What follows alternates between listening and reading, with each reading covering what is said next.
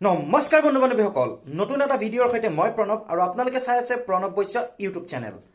বন্ধু বান্ধৱীসকল, আজি বহুত দিনৰে পৰা মই আপোনালোকৰ সন্মুখত ভিডিঅ' দাঙি ধৰিব পৰা নাই আৰু যেহেতু মই আপোনালোকৰ সন্মুখত ভিডিঅ' দিব পৰা নাছিলোঁ, তাৰ বাবে মোৰ কিছু ব্যক্তিগত কাৰণত আৰু কিছুমান পাৰ্চনেল অসুবিধা আছিলে, সেইকাৰণে মই ইমান দিনে আপোনালোকৰ সন্মুখত ভিডিঅ'বিলাক আপলোড কৰিব পৰা নাছিলোঁ। এতিয়াৰে পৰা মই যিমান পাৰোঁ আপোনালোকৰ সন্মুখত ভিডিঅ'বিলাক শ্বেয়াৰ কৰাৰ কাৰণে চেষ্টা কৰি যাম আৰু আপোনালোকে আগৰ নিচিনাকৈ মোক আজিও সহায় সহযোগিতা কৰি থাকিব বুলি মই আশা কৰিলোঁ। তেতিয়াহ'লে বলক বন্ধু বান্ধৱীসকল, বেছি দেৰি নকৰি আজিৰ ভিডিঅ'টো আৰম্ভ কৰোঁ।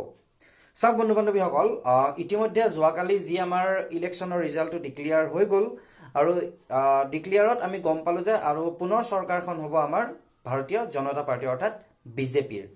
চ' বহুত যিসকল যিসকলে নিৰ্বাচনত প্ৰতিদ্বন্দ্বিতা কৰিছিলে, প্ৰণৱ বৈশ্য চেনেলৰ ফালৰ পৰা তেওঁলোকলৈ থাকিল বহুত শুভেচ্ছা। বন্ধু বান্ধৱীসকল, এইখিনিতে মই এটা কথা আপোনালোকৰ সন্মুখত শ্বেয়াৰ কৰিব বিচাৰিছোঁ যে অখিল গগৈ হয়তো ভাৰতৰ ৰাজনীতিত, অসমৰ ৰাজনীতিত এনেকুৱা এটা উদাহৰণ, যিয়ে জেলৰ পৰা কাৰাবন্দী হৈ নিৰ্বাচনত খেলি নিৰ্বাচন জিকি আহিলে। এই ভিডিঅ'টোৰ জৰিয়তে অখিলদা আপোনালৈ বহুত অভিনন্দন থাকিল আৰু শিৱসাগৰবাসী ৰাইজলৈ মোৰ ফালৰ পৰা বহুত ধন্যবাদ থাকিল। চাওক, মই এই ভিডিঅ'টো কোনো চৰকাৰ বিৰোধী হিচাপে এই ভিডিঅ'টো মই আজি শ্বেয়াৰ কৰা নাই বা কোনো চৰকাৰক গালি পাৰিবলৈ এই ভিডিঅ'টো বনোৱা নাই। মই মাত্ৰ এটাই কথা আপোনালোকৰ সন্মুখত শ্বেয়াৰ কৰিব বিচাৰিছোঁ যে অসমখন কেনেকৈ আগবঢ়াই লৈ যাব পাৰি তাক আপোনালোকে চেষ্টা কৰক। অসমখন আমি কেনেদৰে ইম্প্ৰুভ কৰিব পাৰোঁ, অসমখনৰ আমি কেনেকৈ ডেভেলপ কৰিব পাৰোঁ, সেইটো আপোনালোকে চেষ্টা কৰক। অৰুণোদয় আঁচনি হওক বা ফ্ৰী চাউল হওক বা ফ্ৰী স্কুটি হওক, এইবোৰ দি আপোনালোকে ৰাজনীতি কৰাতকৈ মানুহবিলাকক এনেকুৱা এটা পৰিস্থিতিলৈ লৈ আহক যাতে তেওঁলোকে নিজে স্কুটি কিনিব পাৰে, নিজে চাউল কিনি তেওঁলোকে ভাত খাব পাৰে। আপোনালোকে এনেকুৱাকৈ এটা ডেভেলপমেণ্ট সৃষ্টি কৰক যাতে কোনো এজন মানুহ, অসমৰ মানুহ বা অসমৰ কোনো এজন বাসিন্দা যাতে দুখীয়া হৈ থাকিব নালাগে আৰু প্ৰত্যেকে যাতে নিজৰ ভৰিত নিজে সকলোৱে থিয় হৈ নিজৰ যিবিলাক লাগতিয়াল সামগ্ৰী তেওঁলোকে নিজে ক্ৰয় কৰিব পাৰে।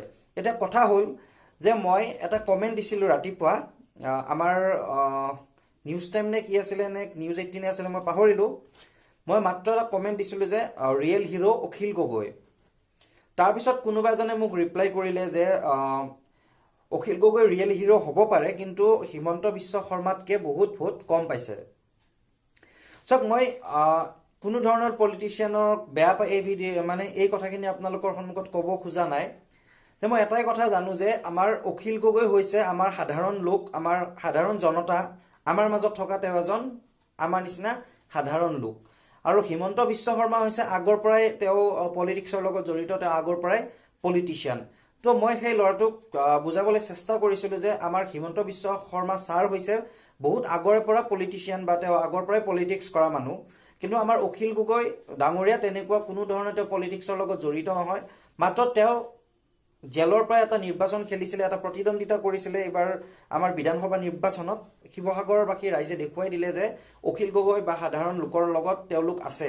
আৰু আমি সেইটো কথা মই এটাই কথা অনুৰোধ কৰিম, আগন্তুক হ'বলগীয়া চৰকাৰখনক মোৰ ফালৰ পৰা এটাই ৰিকুৱেষ্ট থাকিব, আপোনালোকে হিন্দু, মুছলিম, খ্ৰীষ্টিয়ান এইবোৰৰ ওপৰত ৰাজনীতি নকৰিব। আপোনালোকে অসমখন কেনেকৈ ডেভেলপমেণ্ট কৰিব পাৰি সেইটোৰ ওপৰত আপোনালোকে গুৰুত্ব দিয়ক, বা অসমখনক কেনেদৰে আগবঢ়াই লৈ যাব পাৰি।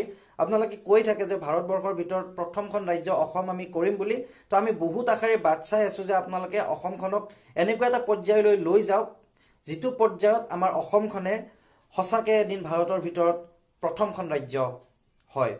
তো এই ভিডিঅ'টোৰ জৰিয়তে মই নতুন হ'বলগীয়া চৰকাৰখনক অভিনন্দন জনোৱাৰ লগতে আমাৰ অখিল গগৈক বহুত অভিনন্দনৰ লগতে মই শিৱসাগৰবাসী ৰাইজক ধন্যবাদ জ্ঞাপন কৰিছোঁ।